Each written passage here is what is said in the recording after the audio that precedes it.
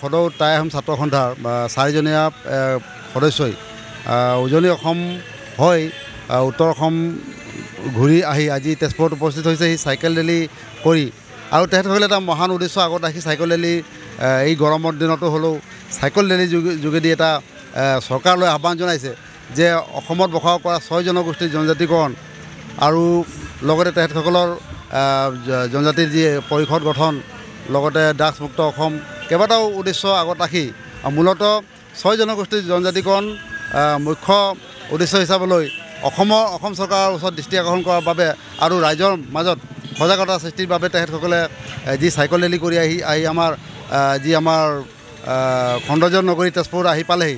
আমি তেখেতসকলক অসম ছাত্ৰ সন্থা শোণিতপুৰ জিলা সমিতিৰ তৰফৰ তেখেতসকলক আমি আদৰণি জনাইছোঁ আৰু আশা কৰিছোঁ আগন্তুক দিনত আমাৰ যি এই গণতান্ত্ৰিক যি আমাৰ প্ৰতিবাদেই হওক বা গণতান্ত্ৰিক যি আন্দোলন বা গণতান্ত্ৰিক ব্যৱস্থাৰ যিখিনি আমি আহ্বান জনাওঁ চৰকাৰক, সেই চৰকাৰে যাতে আমাৰ দাবীসমূহ শুনে আৰু তাক পূৰণ কৰাৰ কাৰণে ব্যৱস্থা গ্ৰহণ কৰে, তাকে আমি আশাবাদী। 5 আগষ্টৰ তাৰিখৰ পৰা গোলাঘাট মাজমজিয়াত থকা চুকাফা প্ৰতিমূৰ্তিৰ পৰা আমি এই চাইকেল ৰেলী আৰম্ভ কৰিছিলোঁ। ইয়াত আমাৰ 5টা দাবী আছিলে। 5টা দাবীৰ ভিতৰত আমাৰ 6 জনগোষ্ঠীৰ জনজাতিকৰণ, 2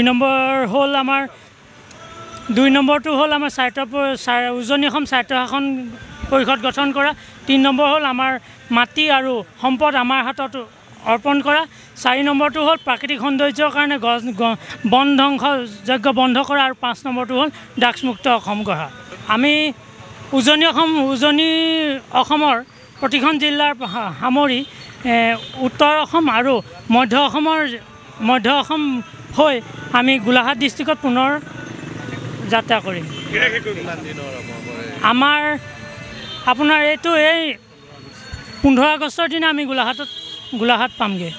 হয়, আমাৰ 4জন আছিলোঁ।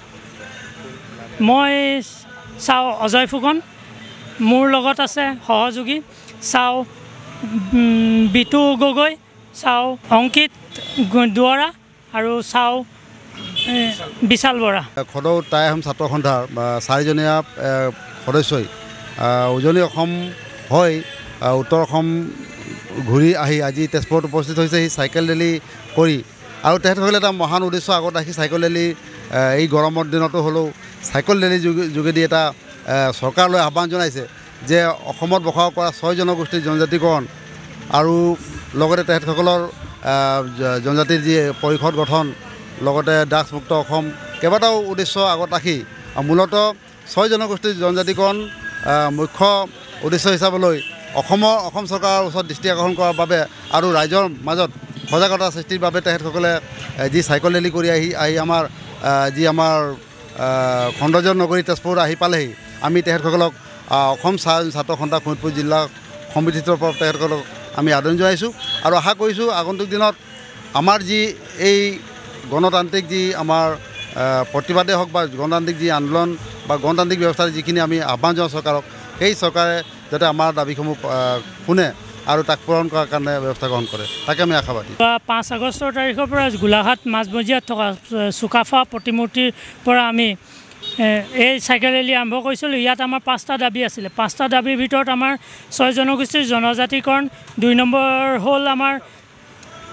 নম্বৰটো হ'ল আমাৰ উজনি অসম স্বায়ত্ত শাসন পৰিষদ গঠন কৰা, 3 নম্বৰ হ'ল আমাৰ মাটি আৰু সম্পদ আমাৰ হাতত অৰ্পণ কৰা, 4 নম্বৰটো হ'ল প্ৰাকৃতিক সৌন্দৰ্যৰ কাৰণে বন ধ্বংসযজ্ঞ বন্ধ কৰা আৰু 5 নম্বৰটো হ'ল ড্ৰাগছমুক্ত অসম গঢ়া। আমি উজনি অসমৰ প্ৰতিখন জিলাৰ সামৰি উত্তৰ অসম আৰু মধ্য অসম হৈ আমি গোলাঘাট ডিষ্ট্ৰিক্টত পুনৰ যাত্ৰা কৰিম। আমাৰ আপোনাৰ এইটো এই 15 আগষ্টৰ দিনা আমি গোলাঘাট পামগৈ। হয়, আমাৰ 4জন আছিলোঁ। মই চাওঁ অজয় ফুকন, মোৰ লগত আছে সহযোগী চাওঁ বিতু গগৈ, চাওঁ অংকিত দুৱৰা আৰু চাওঁ বিশাল বৰা। যিকোনো খবৰৰ বাবে যোগাযোগ কৰক 7099017330 আৰু 7099017110 নম্বৰত।